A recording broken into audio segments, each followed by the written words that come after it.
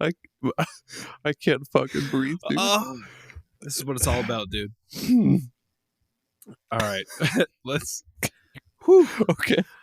Fuck off! I have to host this one. Fuck off, dude. Okay.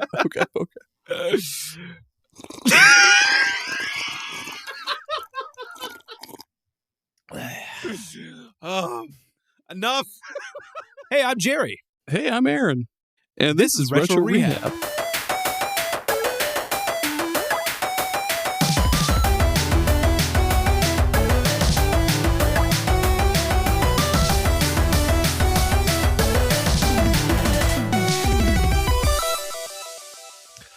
Welcome back to Retro Rehab, the greatest collaboration of all time. Today, we're going to talk about throwing some Phoenix Downs on some franchises that are either dead and gone, or just they need a revival. You know? Like Pitbull. Like Pitbull. Is he dead? Hey, can we get a quick check? Is Pitbull still alive? Pitbull. I typed it really stupidly. I typed Pitbull, is he alive? Pitbull, is he alive? So his full name, Armando Christian Perez. Yeah, he's still alive, dude. He's 5'9". What a fucking shorty, dude. That's 2 for 2 if you're counting. Last week was Ludacris. We checked to make sure Ludacris was still alive. Our boy Ludacris is still alive, and we got Mr. Worldwide, Mr. Where. So we're doing pretty. We're doing pretty good. We're doing pretty good. But before we get into throwing some Phoenix Downs at some franchises and talking about games that we feel like should get revivals, let's talk about what's going on in the world of retro for a quick second, because there's a couple things. A couple little tidbits of news in the world of retro. If you are up to date on the company Analogue, they announced that they were doing a restock on their Analogue Pockets, and they're gone. They're gone. It lasted, I think, a day and a half, and they're goodbye. I was lucky enough to get myself an Analogue Pocket. I am very excited to get it, but there's some stuff about Analogue that I don't know. Look, the hardware itself is fantastic. They did release their own cores, because like you don't have to have the physical hardware. You don't gotta. It's kind of like the Mister. Like, it has its own cores and stuff, and I think it supports up to. And Aaron, you'll be happy to know this. It supports up to TurboGrafx CD. The Analogue Pocket. Mm-hmm. Yep. That's fucking sweet, dude. It sure does. Not easily though. Like, you gotta kind of figure that shit out yourself. Analogue made their own cores and never updated them. Like, for 2 years. They still haven't been updated, as far as I know. What the fuck? So the community took to it, and they were like, fuck it. We're going to make our own cores. And I think it was only a couple of months ago that they actually released like scanline filters and different like filters and stuff, because the filters wouldn't work with the Analogue cores. And there's still some things, like some kinks getting worked out with some of these like the community cores. Because essentially some of them don't support save states. And if you don't know, the way that Analogue... Well, I'm okay with not having save states so much, but the Analogue Pocket uses save states so it can sleep. Oh, shit. Like, when you put it to sleep, that's what it does. It does a... Because, like, obviously, like, if you turn off a Game Boy, it turns off. Like, there's no sleep on a Game Boy. Right? Yeah. So it uses save states to allow the sleep mode. So I guess the Game Boy Color or the Game Boy... Yeah, the Game Boy Color one. Game Boy and Game Boy Color. The developer said that he's working on the save states. So it should be soon. But it's crazy to think that like a year ago, people that had these pockets just had to deal with it. Like, nope. Too bad. Just use the shitty Analogue cores, but now there's better ones out there. But I'm really excited. It should be, at the time of this recording, oddly enough, I ordered my dock the day after I ordered the Pocket, because I got like FOMO, like a motherfucker. I was like, because the other thing is I looked up like, what's an alternative to the analog dock? And I quickly found all the responses were nope. Because they have like their own proprietary thing. Like you can't just like use a USB to HDMI on the Analogue Pocket. It does not work. It has to be that dock. So it's a fantastic piece of hardware, but the company itself is just, I don't know. It's like the Apple of retro stuff. And that's coming from somebody who I do like myself some Apple stuff, but like, I don't know, all the proprietary shit. It just, I don't know. There's no way at all to like put custom firmware on an Analogue Pocket, like ArcOS or anything like that. It has to be what's like what they put in it. As far as I know, yeah, it's just it's not so much the OS. Like the OS is fine. It's just the cores themselves are the things that are the more desired thing.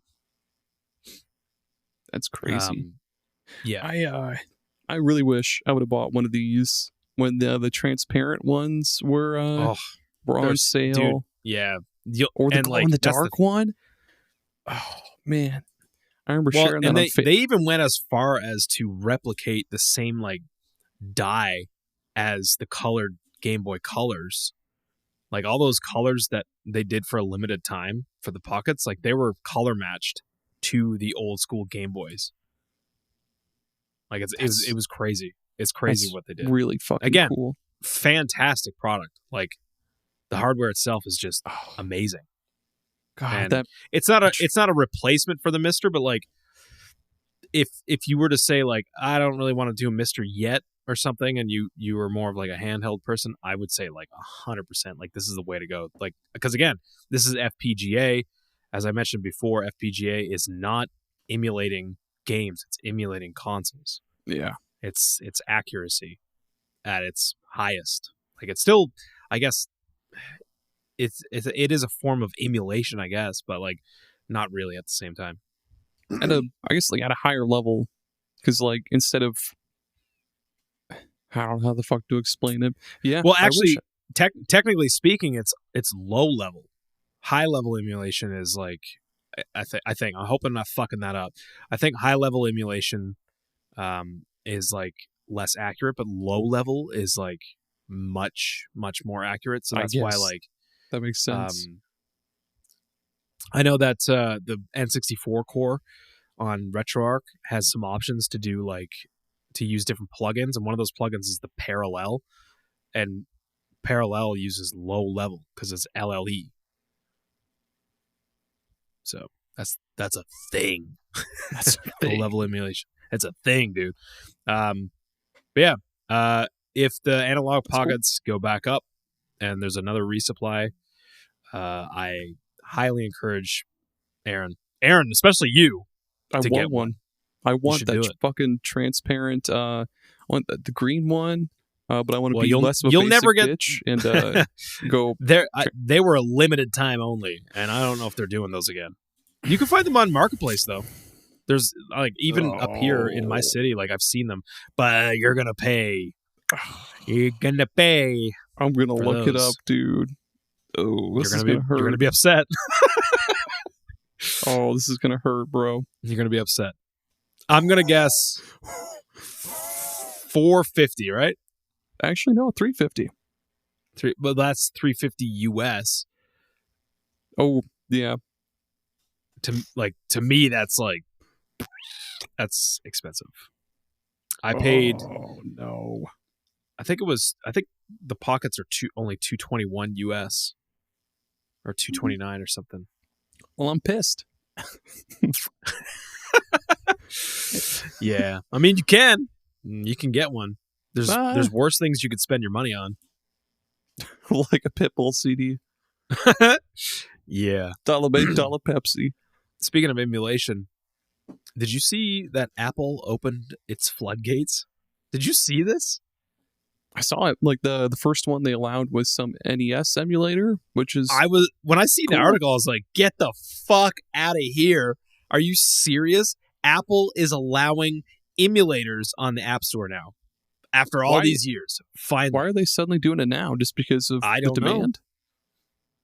Maybe somebody at Apple was like, you don't fuck with Yuzu. You don't fuck with Yuzu. We're putting them all up. You don't fuck with Yuzu. Oh, R.I.P. Yuzu and Citra. God damn, dude. But yeah, it's crazy. I can't wait to see what the biggest thing would be to see RetroArch get added to the App Store. That would be some shit.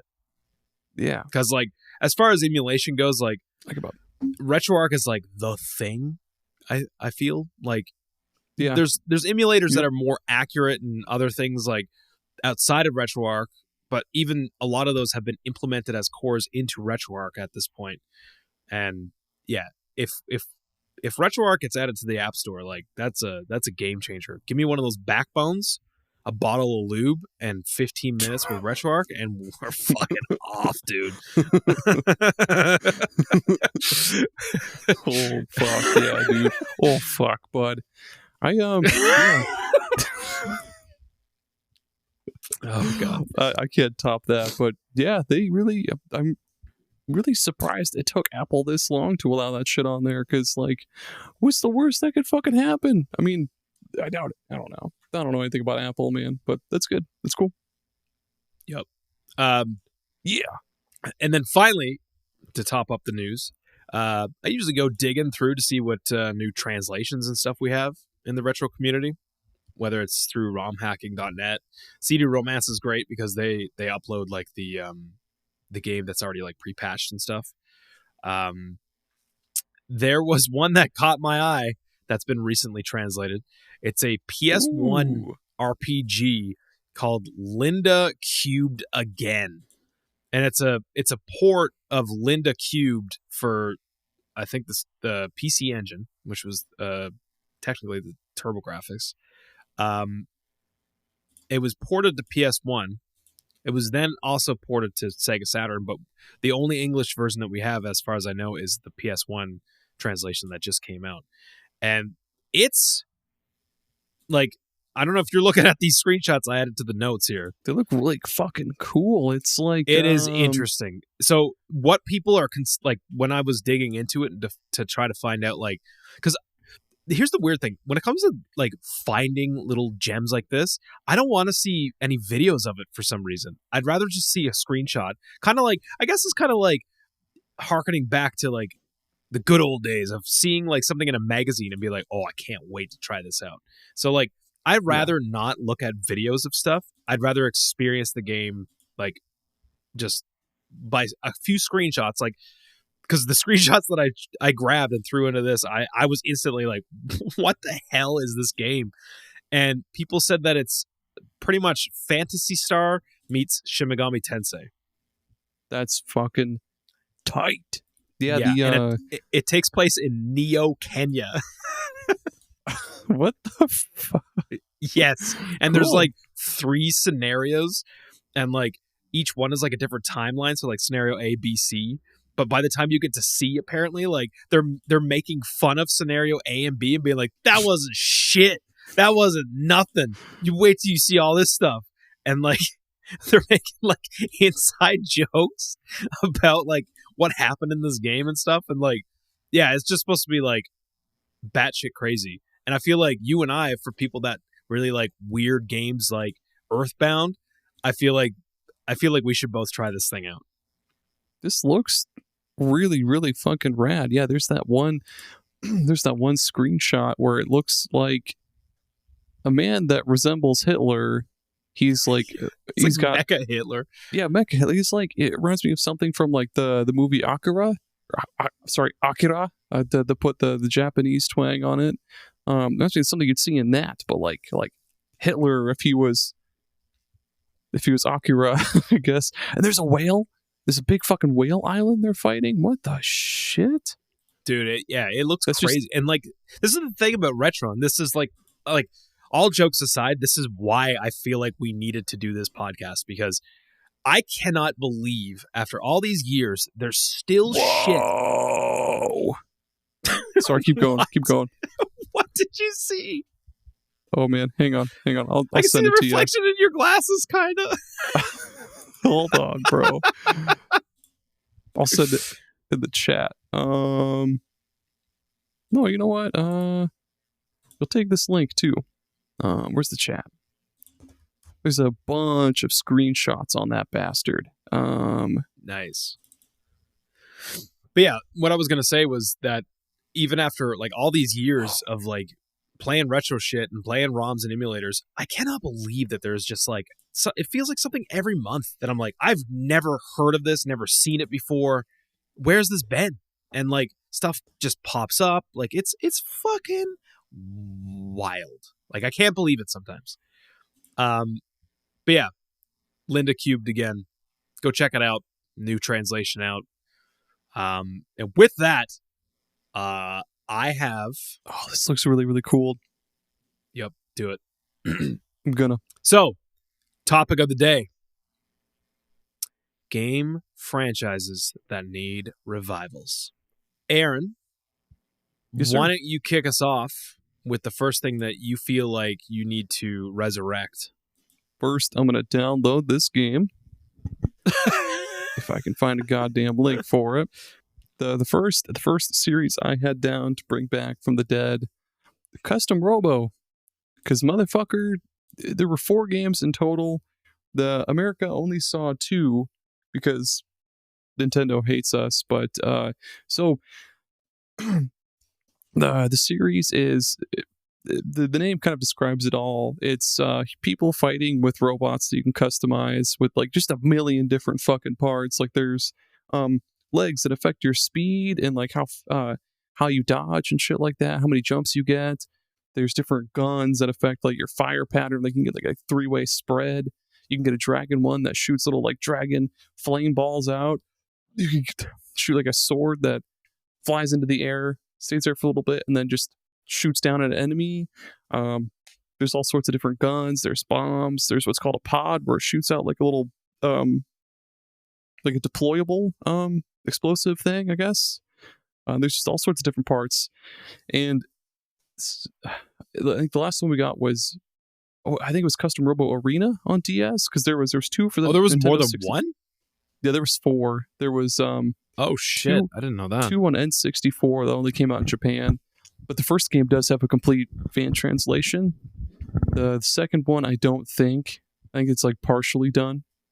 The one on the GameCube is the one that I played the most, and it's got a bitchin' soundtrack. And then yeah, the one on the DS is still pretty good, but the soundtrack isn't nearly as bitchin'. Not quite as bitchin'. Maybe like 3/10 bitchin'.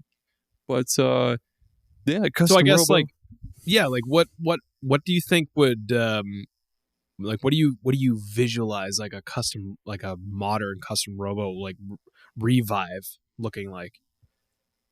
You know, I'm glad you asked that, Jerry. I could see it. Give me. I want to see like just bunches of different game modes, like 2v2, 3v3, 4v4, maybe even like 12 person free for all. I don't know, Fucking whatever kind battle royales and shit. Yeah, basically, because the gameplay is like when you're playing as the Robos anyway. You're in this little arena, and there's little walls and shit that you can go behind for cover, and it's kind of like at an isometric overhead view almost, but you could do a lot with that, really. Like yeah, put like multiple levels into an arena, make like big awesome arenas. They could add even more ways to customize your Robos. I don't know. Nintendo could add Mii's into it, I guess, if they really fucking wanted to. Yeah, they could. I don't know why. It'd be awesome for today's online multiplayer fucking world, but Nintendo's I still need to throw that on. A buddy of mine, I think, threw it on after you talking about it on, I think it was episode 1. Yeah, it was episode 1 of this. It was our random recommended game at the end. Yeah. You mentioned Custom Robo, and he threw it on. He was like, man, it seems pretty cool. So yeah, I definitely want to check that out at some point. So yeah, I can kind of get a better handle on, because all that sounds really cool. Like I feel like that's the thing, right? Like when you think about revivals, like I feel like it's always one part fan service, but it's also like another part like how can we make money? Like will this make us money? And part of the reason why I wanted to do this episode is because had this been a year ago and we did this episode, I would have been screaming for Secret of Mana. Like, man, bring Secret of Mana back. Like, what the hell's going on with this franchise? Like, you just keep remaking these games. Like, and then Trials of Mana sold really well for their expectations. And then finally, we get Visions of Mana, which, by the way, looks fucking dope. I don't know if you've been keeping up. It's pretty fucking good. So yeah, like that was kind of the crux of I've been screaming about some of these franchises. One of the franchises that I've been screaming about that I don't think we'll ever get. If we do, I'll be shocked. But it is a crying shame that we have not had a proper Goemon game since 2000 and motherfucking 5. Holy shit!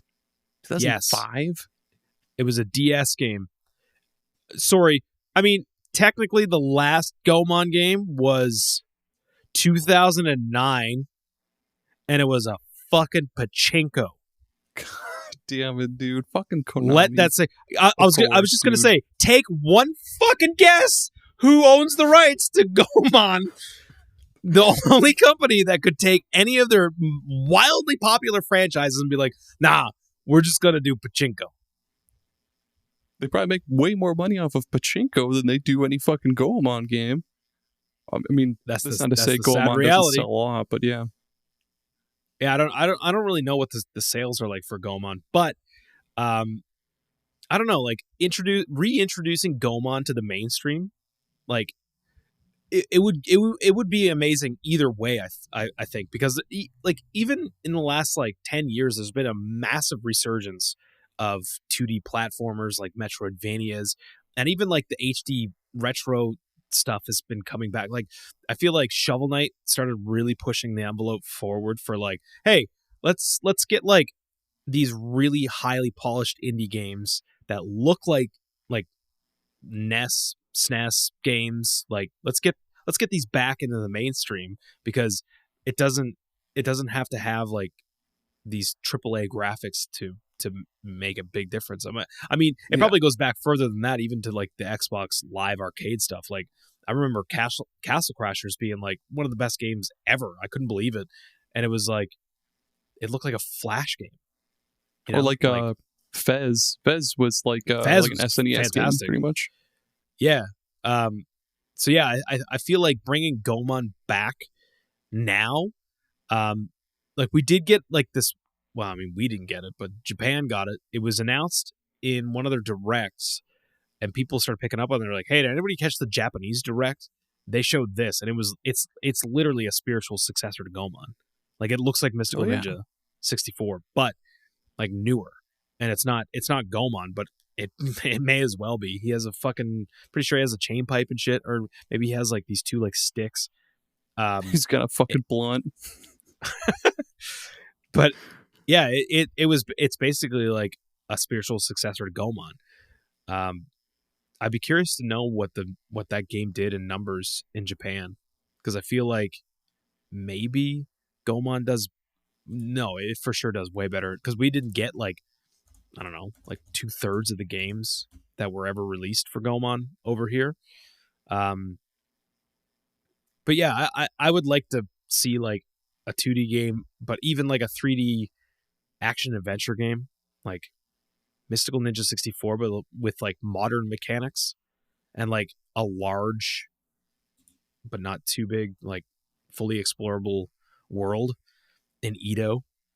Because cool. Like, yeah, like the game is like, it's always based in Japan, but it's like Edo, Japan, and it would be cool to see like what a fully like open, like again, not like Breath of the Wild and Tears of the Kingdom massive, but like just like an open world ish type of Goemon would be fantastic. Like I think it would be so good now. Enough about Goemon. What else you got I took a little peek-see at some of your entries. I know that you were saying that you were having a hard time figuring out like your last one, which makes total sense. But tell us and the listeners what you got wrote down here for your second pick. Well, Gerry and listeners, Breath of Fire needs a fucking comeback because holy shit, Capcom ran that bitch into the ground after the fifth game.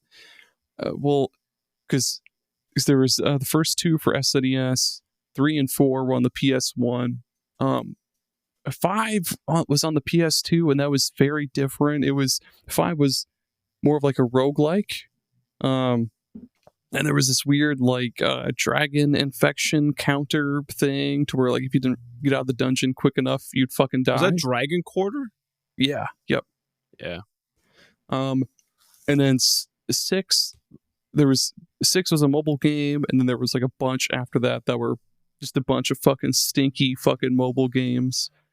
But yeah, they could totally bring it back from the dead. Just retcon. Maybe except for 6, because that was actually like a numbered entry in the series. They could retcon the rest of their little mobile snafus, make Breath of Fire 7, and do it like Visions of Mana. Make it just fucking elegant and extravagant. Everything's just colorful and gorgeous and like. Yeah, it definitely that game franchise definitely lends itself to exactly what you're talking about, because like even going back now and looking at the pixel art on the Super Nintendo ones and on the the PS1 games, that has to be some of the craziest pixel art I've ever seen. Like, it's crazy. It's wild. Like, even for like Breath of Fire 4, because it's got that like almost hand-drawn kind of style to it. But yeah, they put it on modern consoles, dude. You don't have to worry about any like. You don't have to worry about the constraints of like the SNES or the PS1. You could make it fully fucking 3D if you wanted. You can have imagine the HD 2D thing, like what they've done with like Octopath and stuff. Like, imagine that game and that style. Sweet. Oh, dude, it would be so good. They could have just super fucking insane dragon transformations. They could make the character sprites, whether it's in battle or whatever, even more detailed, because like Breath of Fire has always had really cool like anthropomorphic animal tribes with like different members joining you. Like Breath of Fire 2 had like a sentient plant man joining your party. There was like a horse man joining your party in like the first game.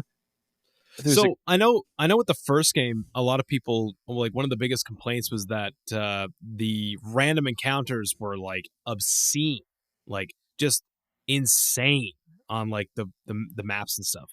But there's actually a ROM hack that's like a quality of life hack that reduces the amount of insanely generated random encounters and stuff, and like some other things that they tweaked. So if you are gonna go back and try a Breath of Fire, like maybe seek out these ROM hacks, because man, it's been one of those it's like this and Legend of Dragoon are ones that I've like always been like, one of these days, man, I'm gonna play through these. It's just one of those days. It's just one of those days. It's just one of those days. Yep. Yeah, man. Yeah. And the I think 1 and 2 were also remade for the Game Boy Advance, and I think those also had those like small fixes applied to them. But of course, the music isn't as good though, which sucks. And the graphic. The graphics are like, since it was on the GBA, the graphics kind of like they did with Harmony of Dissonance on GBA. They made the graphics like really bright, so it stood out on like the dark screen when you were playing the GBA in the dark.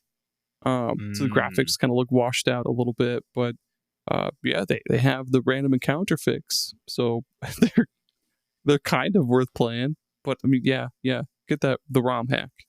That's get the ROM hack that ROM, baby. Hack them ROMs.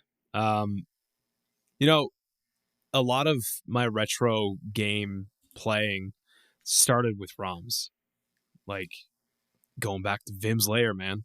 That was my stomping grounds back in the day. Good old Vim's Lair. Good old Vim. Shout out to Vim. So one of the games that I discovered on Vim's Lair ages ago that I didn't know existed. I never ever seen it at my Blockbuster or nothing when I was a kid. I didn't have any prior knowledge to it. Is Demon's Crest. Have you ever played Demon's Crest? I've played a little bit. You got yeah. That's your weekend. That is your weekend rehab, dude. Do it, because it is like, it's not that long. It's basically a Mega Man Metroidvania. That's cool as fuck. And it's got like some Dark Souls ass looking, like crazy art style. Fuck yeah. Like, yeah, like that. It's weird that it is a spin-off of Ghouls and Ghosts. Like the little red gargoyle guy that like tries to kill you. Firebrand. That's him. That's who you play as. But then, like, as you progress through the game, every time like you finish a level and beat a boss, you get like some sort of power up, and like you can transform into like different demons and stuff. Like, dude, it's wild. Fucking sweet. That sounds really fucking sweet, dude. Oh man, it's fantastic. Like, I highly encourage you to play this game on the weekend and let me know what you think. Like, I bet you any money you'll throw it on and you'll just beat it. Like, you'll just play it through because it's so good. And like, there's like a world map in mode 7 that you fly around on, and like you can go to shops and stuff and like get upgrades. Like, it's fantastic. So like, I feel like I would like to see this come back. Keep that 2D aesthetic, because I mean, there's so many Metroidvania. Like, I mean, Jesus Christ, go on the Steam store and look up Metroidvanias. They come out once like there's a dozen fucking a month coming out of Metroidvanias, and I feel like probably, and like they're not all good. I'm a sucker for a Metroidvania, but like they ain't shit most of the time. I feel like and like this is a Capcom game. Like, come on. I feel like they could really do some really cool things with Demon's Crest. Because I mean, if like, Lord knows we're never gonna get another Mega Man, for fuck's sakes. So at least give us Demon's Crest, which is kind of like demonic Mega Man. It's a pretty tall order. Here's kind of one for you. So on the Game Boy, they have a game kind of predating Demon's Crest a little bit, Gargoyle's Quest. Yeah, it's like it's got turn-based battles, which is cool. It does? Yeah. I didn't know that. I knew that there was Gargoyles. Oh man, maybe I should play this game. Make sure I'm doing that right though. Yep, you are doing it right. I'm looking at it right now. Yeah. Okay. Yeah. It's platforming, Metroidvania kind of. Yeah. Turn-based battles. It's pretty sick. Throw on the Game Boy color filter shit to it, and then bada bing, bada boom. You know what I'm gonna do? I'm gonna try that shit out with my Analogue Pocket. Oh, there you go. Do you have a physical copy of that bad boy? Yep. I saved your ass right there. Nintendo was they had the battering ram. They were like, oh wait, he said physical copy. He's backed off fucking immediately. Yep. You back the fuck off, Nintendo. And I'm taking my ROMs. if Nintendo shows up on my house and they're like, we're here to take your fucking ROM, they're getting a fucking Qualcomm punch. Mr. Robert Nintendo himself comes up to you in the middle of a dark alley. He's like, hand over them ROMs, bitch. Mr. Nintendo. There's only two Misters in my life. There's the Mr. FPGA, and then there's the Mr. Mr. 305, Dallas. I just want to tell you, que a mí me gusta la Pepsi. Tell me $2 Pepsi. $2 Pepsi. Dabba dee dabba day. Oh man, that's the greatest shit ever. Hey, speaking of worldwide, Where the fuck is Power Stone 3, man? Yeah, give Let's, us Power Stone 3, you cowards. Fuck, I don't understand. Like, the Capcom was so gung-ho about this fucking series when the Dreamcast was out, because, I mean, what was it? It was only arcade ever and on Dreamcast. Yeah, like arcade, but like home console, only ever Dreamcast, never ported, nothing. Yeah. It's just, it lived and died on Dreamcast. Well, actually, there's a Power Stone collection on PSP, but like that's it. That is There it. is? Yeah. Both games are on PSP. What a weird thing to do. I know. Why wouldn't you fucking bring it to like PS2 or GameCube? Yeah, like something like. But you know what's fun? It's crazy too, because I only recently, finally, like, I mean, I had heard of Power Stone for years and years and years and how good it is. Like, whenever people would talk about like, oh, I got a Dreamcast, what games should I try to get? People were like, get Power Stone games, like 1 and 2, get them, they're the best. And like, you know, we get hung up sometimes about trying to find like hidden gems like on consoles, especially like retro consoles and stuff. But I feel like sometimes it's easy to overlook the shit that's just absolute bangers that are well known on these consoles that just you may have never played. And I just always skipped it and overlooked it because I was like, yeah, like that's the one that everybody knows. I want to find some hidden gems though. But when I finally did play Power Stone 2, it was like, I couldn't believe how good that game was. I could not believe it. So go ahead. Tell me why this needs a revival though. Like tell me what you visualize. Well, shit, man. Now that Smash Bros is basically like it's in the ground now. Like it's done. Smash Bros is basically no more. Now that that's done, Power Stone 2 or Power Stone 3 would be like the perfect fucking party game. It'd be the perfect like game to even playing online. Man, Power Stone 3 on modern consoles, they could do way more with it than they did with Power Stone 1 and 2. Like they can have way more extravagant levels, like way more players on the screen, even more fucking chaotic than it already was. Because in a game where you're on top of a fucking airplane that's like plummeting into the fucking ocean, and there's like rocket launchers and fucking katanas and fucking like robot missile launching cars that you can jump into and shoot your buddies with it's and wild. shit. They could make it even more insane. There's so much they could fucking do with it now, but they just refuse to touch it for whatever. And throw some crossover characters in there. Throw some Street Fighter in there. Yeah, doesn't who is that? That's a Capcom game, right? Yeah, it's Capcom. It's all Capcom. Yeah, like Jesus Christ, dude. Give us some crossover shit with that. I mean, it was really fun to see the crossover stuff in Cannon Spike. If you're not familiar with Cannon Spike, that's it's like a top-down arcadey shoot 'em up ish, I guess. Like shoot 'em up, beat 'em up, it's a shoot 'em up. And as soon as I found out that Mega Man was a secret character, like if you just like hit left all the way over on the screen and go off screen to the character selection, you pick Mega Man, that he's the only one I picked ever. Like it was Cammy first, and then it was only ever Mega Man. And they've also got Arthur from Ghouls and Ghosts. Yes. Ghosts and Goblins. Yes. Yeah, like that's what I mean, right? Like I think you're right. I think like Capcom could easily have their own, like, I mean, for Christ's sake, dude, Nickelodeon had their own fucking Smash game, for fuck's sakes. I know, man. Nickelodeon.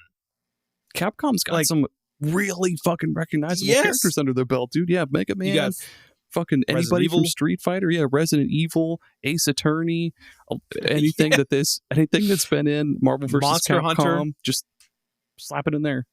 Slap it in Power Stone. Throw a raptor in there. Throw a Rathalos. Yeah, dude. Or a Rathalos. I said fucking, raptor. They have the Rathian and the Rathalos. There's a bunch.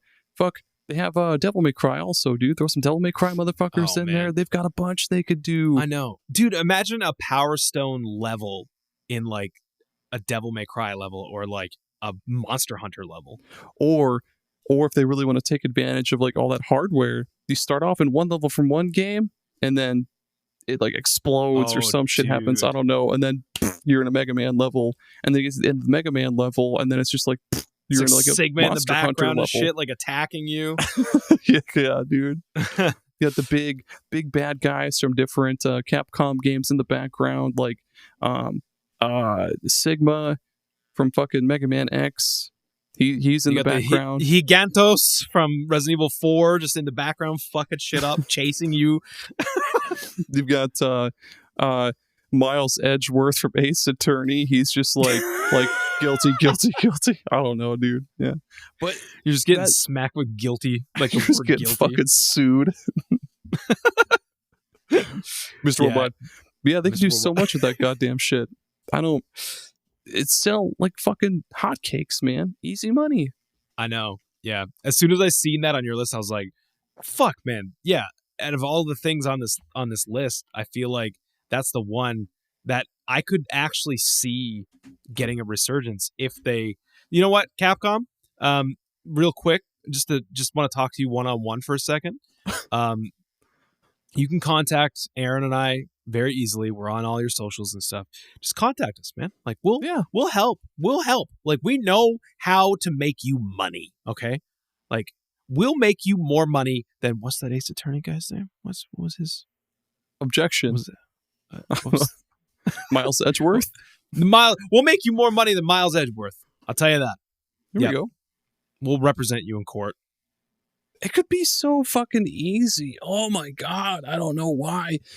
What's the fucking Capcom Cop Squat? Let me talk to you one-on-one also. I know you just got to talk to Jerry. Let me talk to you now too. What the fuck is the problem? What the fuck is your problem? I know.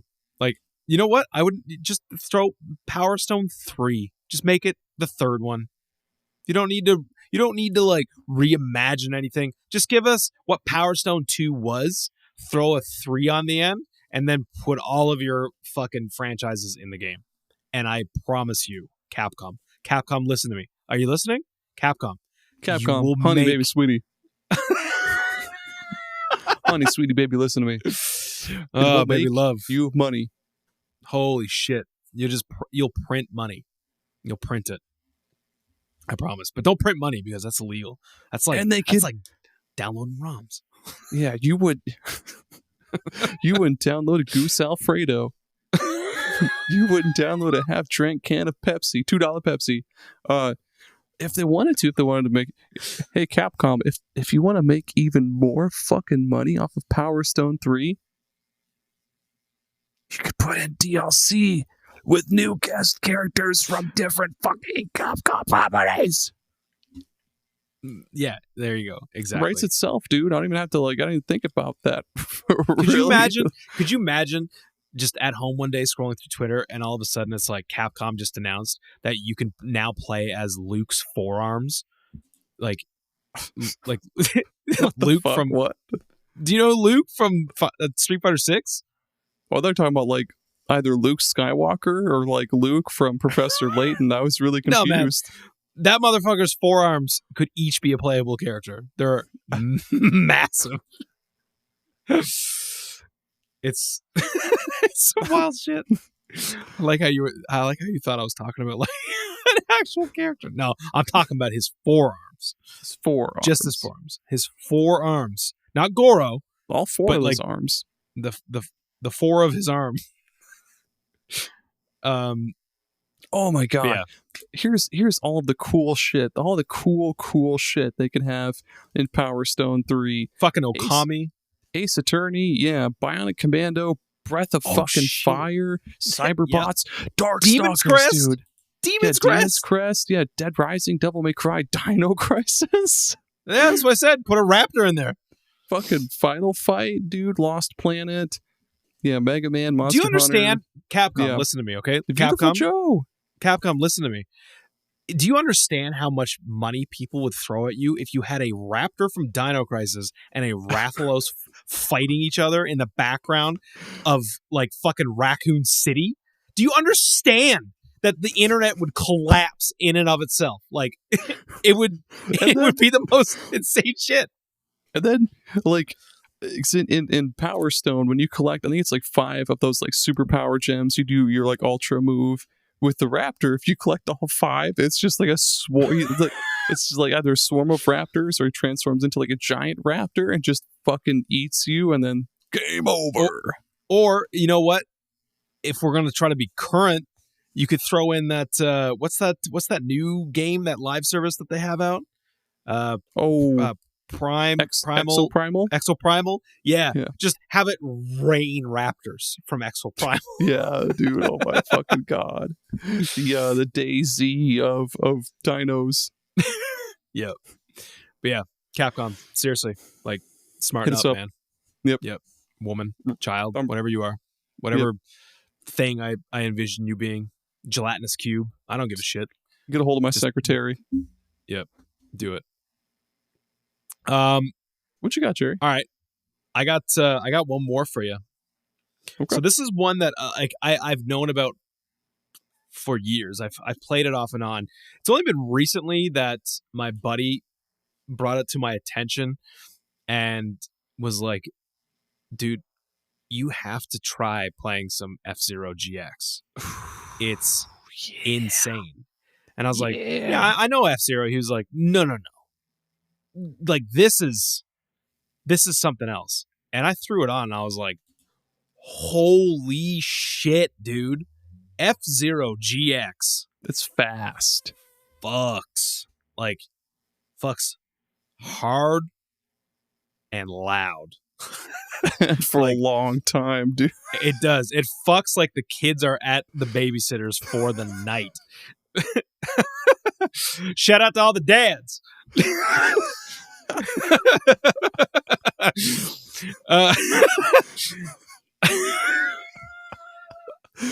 Oh fuck, man. Oh shit. But it does. It's insane. It's like, it's unlike any other racer I've ever played. Like, it's an arcadey. Like, I've stated before that FZero is kind of like one of the best.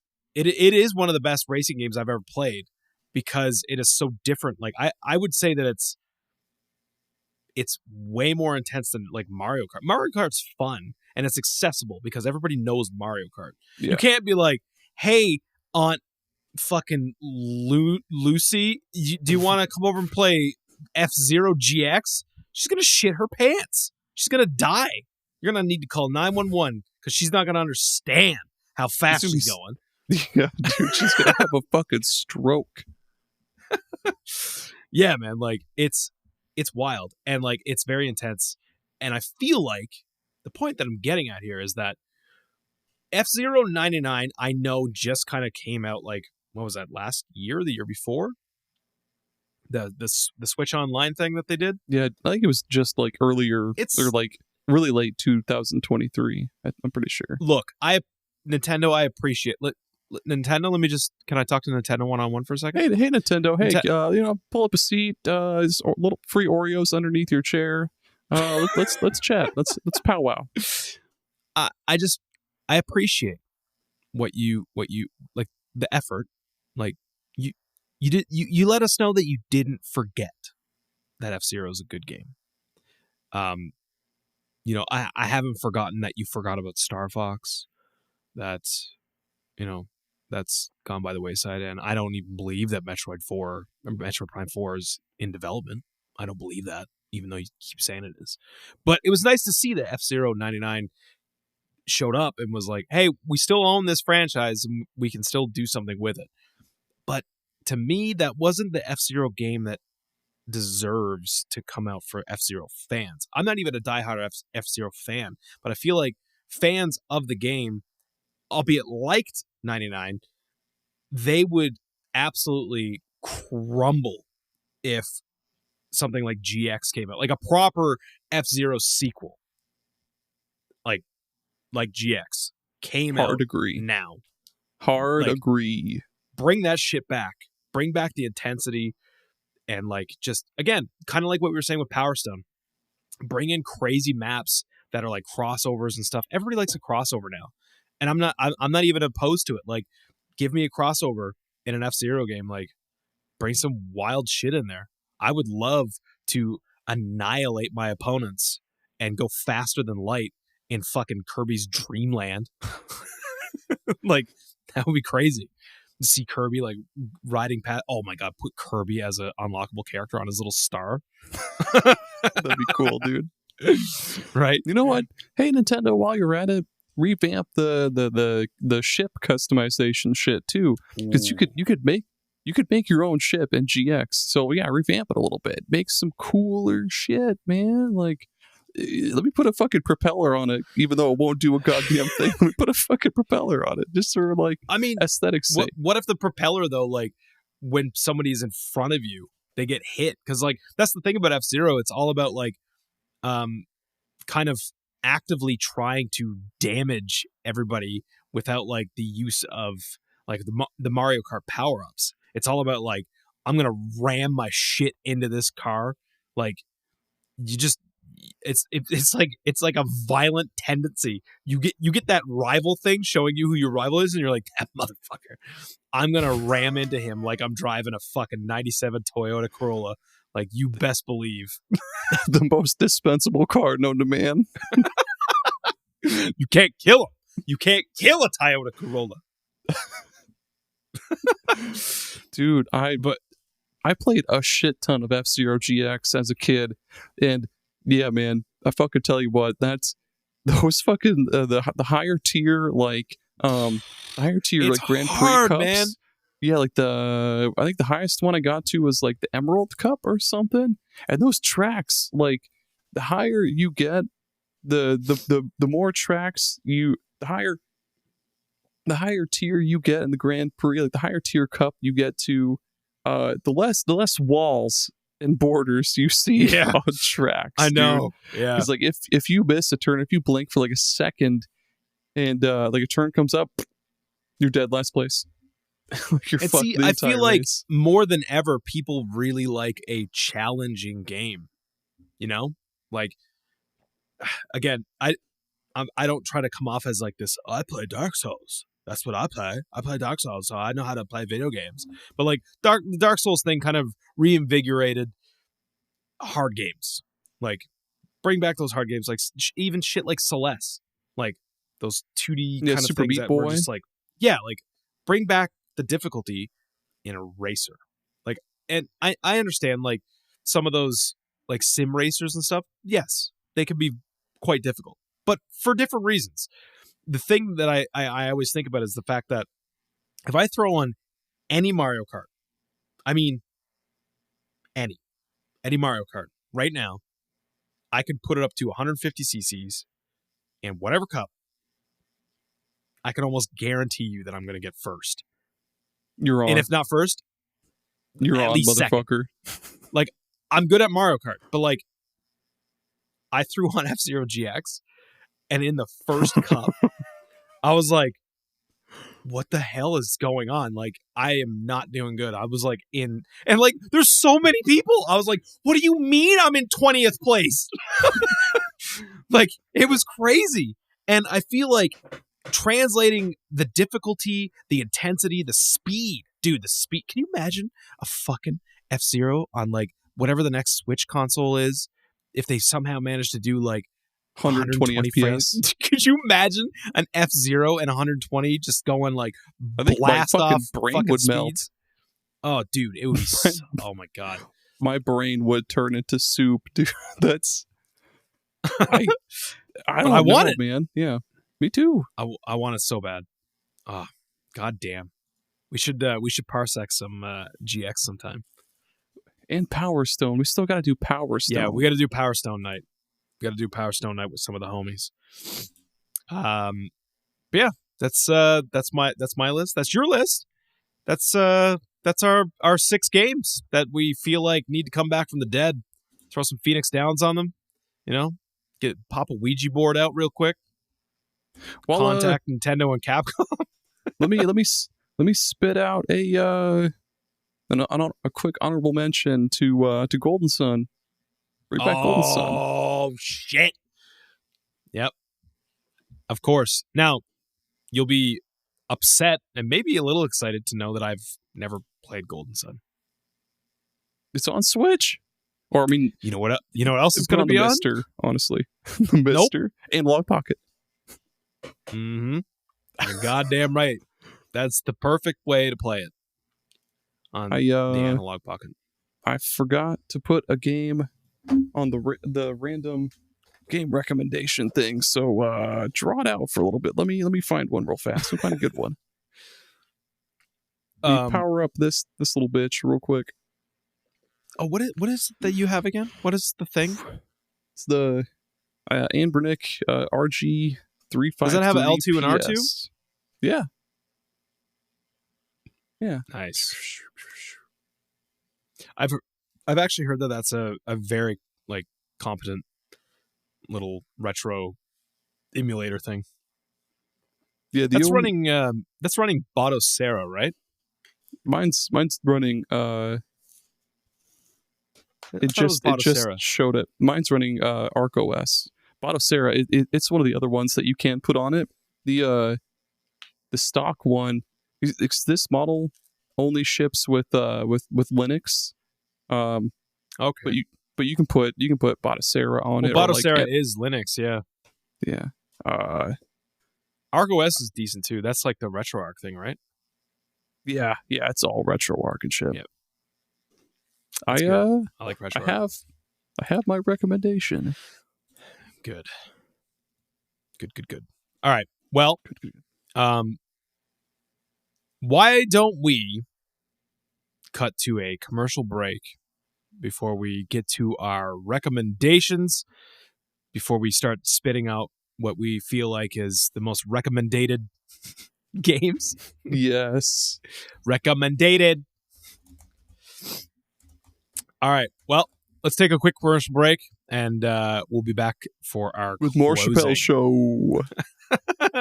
Mr. Worldwide, Mr. 305, dialing today. I just want to tell you, que a mí me gusta la Pepsi.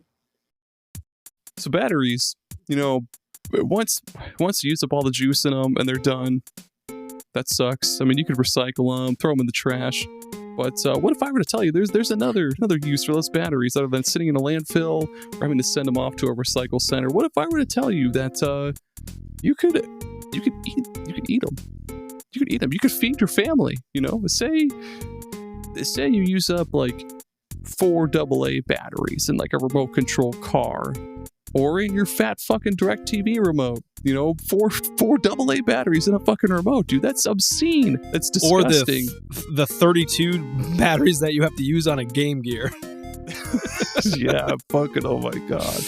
But no more.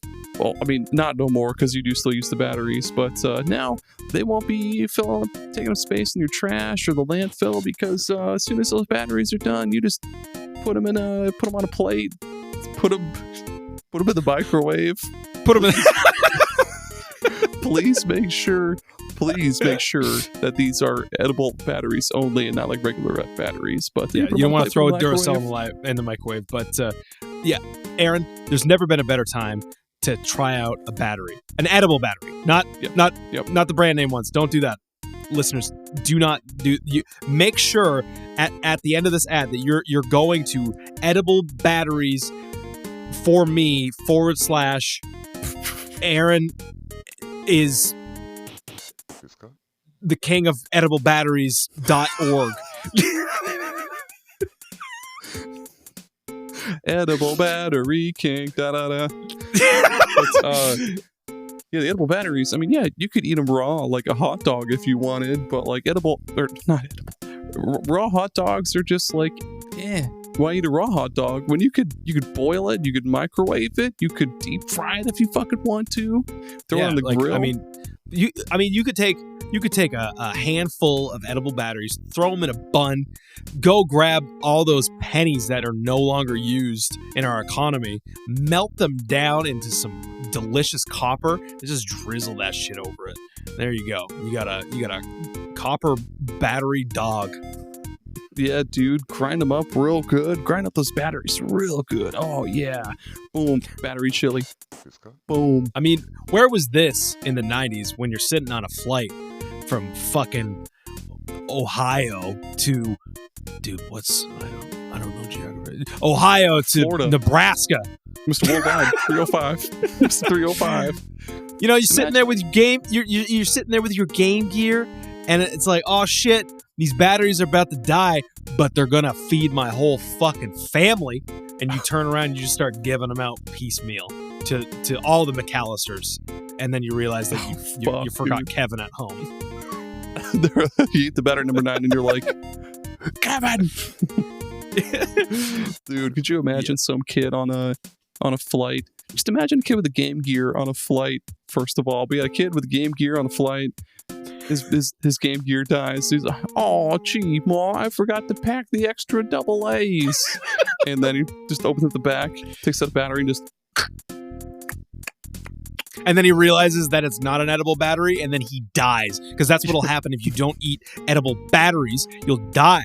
So don't eat real batteries, okay? You eat the edible ones. My insides are clam chowder now. And then, yeah. Then you got to make an emergency flight stop somewhere that you don't want to be. Now you don't. Now you have to rely on no batteries, playing a Game Gear that doesn't work now. You can't plug it in because it's the 90s. You just eat the edible batteries. Don't bother with the non-edible ones. You wouldn't make a plane make an emergency landing. You would buy not inedible batteries. Buy you wouldn't batteries. Download a non-edible battery. You wouldn't cook a goose, or maybe you would. Who knows? But tell them, Aaron, where can they go to get edible batteries? Fuck, I don't remember that website. Ediblebatteries.com / Aaron is the king of batteries .com / podpage.com link.tr.ee. And what was the LinkedIn address? Edible batteries. Check them out. Yes. Delicious. All right, and we are back. We're back to close it out. And of course, as always, we are going to close with a random recommended game. And I'm going to continue saying that.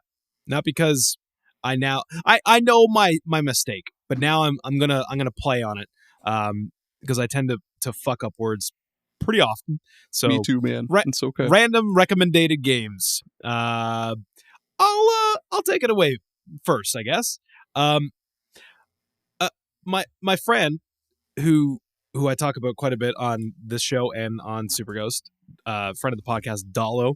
He is a wealth of retro game libraries and just knowledge. He randomly one night was like, dude, I can't stop playing Beach Spikers. And I was like, the fuck is that? And he was like, it's a volleyball game. And I was like, why? Is it like Dead or Alive or something? He's like, not even. And he was like, what if I told you like a super intense volleyball game with timed hits? And I was like, tell me more. Tell me more. I played this game at his house last weekend, and let me tell you, this game is fucking wild, dude. It is so intense. It's so intense. I went around the world. Like, I was touring. It was crazy. Not with Pitbull. He existed, I guess, back then, but he wasn't Mr. Worldwide. He wasn't shit. He was still like 5'7" back then. So what a short bitch.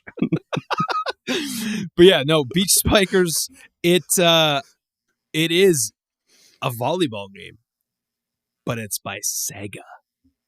It's like, it's very arcadey, and it's just so fun. It's so simple, but so fun. It's very challenging. Like once I started getting into like the higher cups, like it started getting quite challenging, and I could see the appeal of it. Like, even if you don't like sports or anything, like you could just turn this on and very quickly pick up on like the gameplay style and stuff. And yeah, it like 100%, if you have access to this game, play it any way you can, just try it out and you'll understand what I'm talking about. It's fantastic. Aaron, What you got for us? First off, I have nothing against short people. I am 6'2". Don't listen to the allegations. I'm just kidding. I mean, I am vertically challenged myself. I'm only 5'6". That's fine. That's fine. I it's all Pitbull. I just still don't care for Pitbull. It really bothers me to know that I would have to look up to Pitbull. Oh man, yeah. Oh. Even if it's slightly, it's still more than I would want to. Hey, the game I'm recommending is another Sega game. It's Defenders of Oasis on Game Gear, a game that eats batteries that you could then eat batteries. Defenders of Oasis, as far as I know, it's not at all related to like Beyond Oasis or Legend of Oasis. Is it Genesis? Not that? It's not. It's different. It's a turn-based RPG, and yeah, you play it. The main character you play as is this prince. Basically, the bad guys are out to resurrect this evil god, and you're basically just going along from place to place, going to stop stop the resurrection of that evil god. And you only ever have your party of 3 characters, so you get pretty early in the game. So there's your prince, who is like an all-rounder, basically. You get a genie, who is your only spellcaster.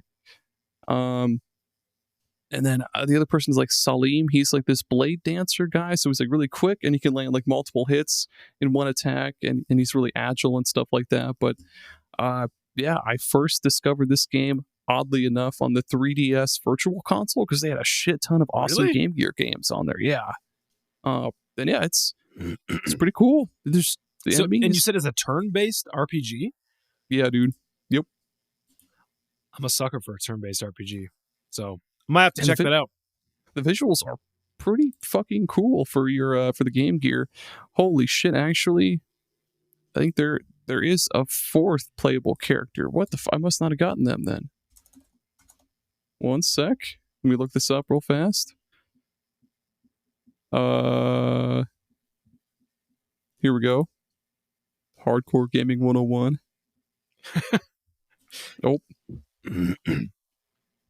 Whatever. Yeah, I guess there's 4 characters, but yeah, it's a good game. Sweet. Good stuff. Well, that takes us to the end here. I just want to thank everybody for listening. Thank you for checking us out. Thank you for supporting this podcast. And if you're a supporter of our other podcasts, Super Pod Saga and Super Ghost Radio, thanks for all of that. And yeah, just thanks for coming in here and getting some R&R with us today. But yeah, Aaron, your podcast stuff is over on superpodsaga.com. Everything is there. Socials, Patreon if you're so inclined. The whole entire fucking 90 episode feed is there. superpodsaga.com. You wouldn't download Toyota Corolla. I don't fucking know. Yep. And you can get our stuff, obviously Super Ghost Radio, and all the Super Ghost stuff. We're on YouTube at super_ghost, on Twitter at Super Ghost Radio, on Instagram at Super Ghost Radio as well. And then, of course, Retro Rehab has its own Twitter account. That's Retro Rehab Pod. And yeah. Or is it? Wait. What's our Twitter account? I just tagged it in a tweet. Yeah, at Retro Rehab Pod. Yep. Retro Rehab Pod. There you go. Get at it.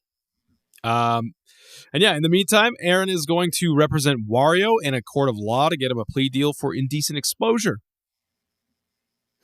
And Gerry is going to head it down into this man cave, slam a 6er of Slim Fast, and speedrun Excitebike. Yeah, I am. We will see you on the next one. Bye-bye. Bye.